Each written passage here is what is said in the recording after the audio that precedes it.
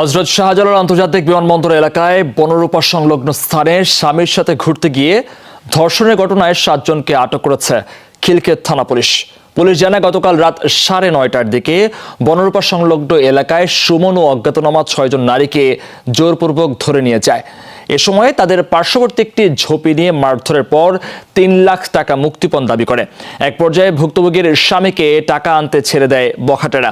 ভিকটিমের স্বামী সেখান থেকে বের হয়ে পুলিশের সহায়তা চায়।